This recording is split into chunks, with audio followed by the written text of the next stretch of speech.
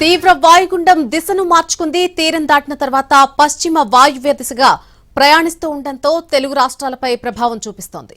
ఈ క్రమంలో తెలంగాణ వ్యాప్తంగా కుండపోత వర్షాలు కురుస్తున్నాయి. ఉత్తర తెలంగాణ జిల్లాలతో పాటు హైదరాబాద్, మేడ్చల్, మల్కాజ్గిరి, రంగారెడ్డి, వికారాబాద్, కామారెడ్డి, మెదక్ జిల్లాల్లో భారీగా వానలు పడ్డాయి.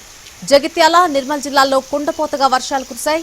అత్యధికంగా జగిత్యాల జిల్లా సారంగపూర్లో 176.3 మిల్లీమీటర్లు, శ్రీకొండలో 169.8 మిల్లీమీటర్ల వర్షపాతం నమోదైంది. నిర్మల్ జిల్లా లింగాపూర్లో 140.3 మిల్లీమీటర్ల వర్షపాతం నమోదు కాగా పొన్కల్, మామ్డా, అక్కాపూర్లో భారీ వానలు పడ్డాయి. హైదరాబాద్లో కుండపోతగా వర్షం కురిసింది. పలుచోట్ల ఉరుములు, మెరుపులతో వర్షం పడింది.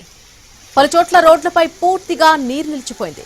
వాహనదారులకు తిప్పలు తప్పడం లేదు. జూబ్లీహిల్స్, బంజారా హిల్స్, ఫిల్మ్ నగర్, సెక్రటేరియట్, పంజాగుట్ట, అమీర్పేట, ఎస్ఆర్ నగర్ ప్రాంతాలతో పాటు హైదరాబాద్ వ్యాప్తంగా పలుచోట్ల వర్షం పడింది.